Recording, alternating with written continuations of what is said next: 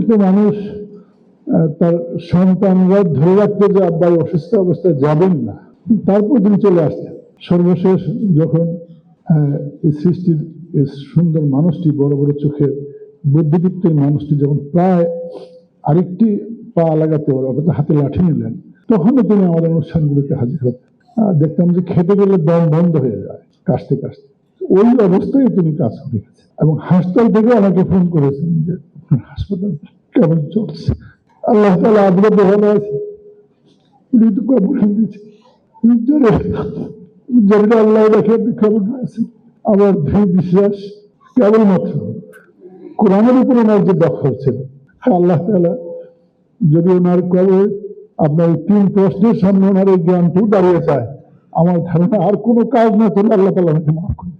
স্যারের সাথে আমার অল্প কিছুদিনের পরিচিত ছিল এবং স্যারের সাথে কাজ করার সুযোগ পেয়েছি।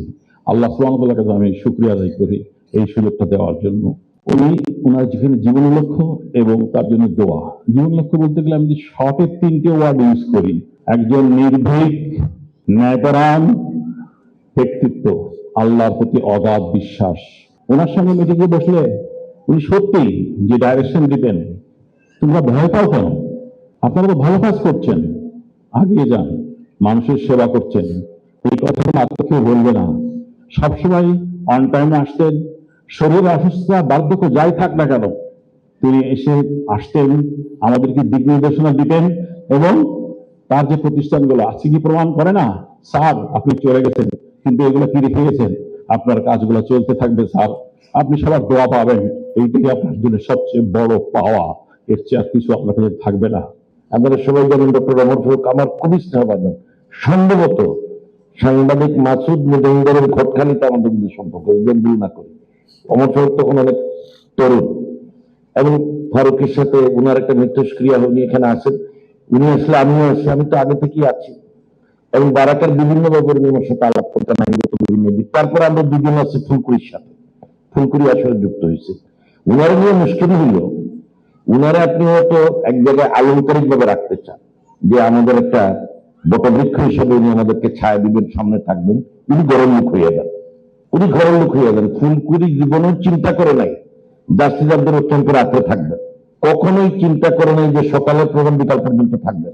এইটাই হচ্ছে না সবচেয়ে বৈশিষ্ট্য, যে তাকে আপনি মাথায় তুলে রাখতে চান, তিনি মাটিতে শুয়ে পড়েন, তিনি ঘরে ঢুকে পড়েন, তিনি ফেসালা রান্নার খবর নেন।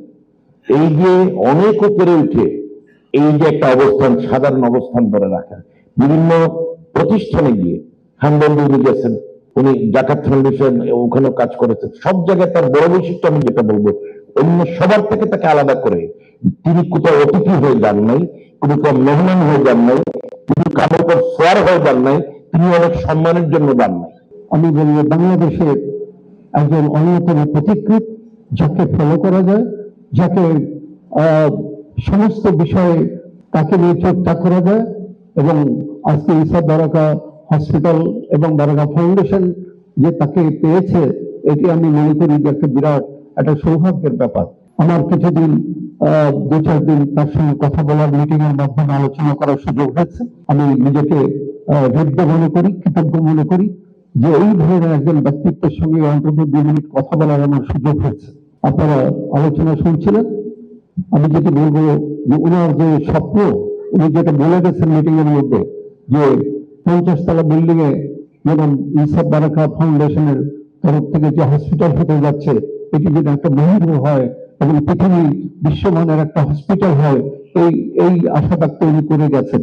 আমি ব্যক্তিগতভাবে আশা করি এবং আমি বিশ্বাস করি যে আজকে বারাকা ফাউন্ডেশনের সঙ্গে আমরা মিলে মিশে উনি যে স্বপ্ন দেখেছেন, সেই স্বপ্নটি বাস্তবায়িত হবে ইনশাল্লাহ।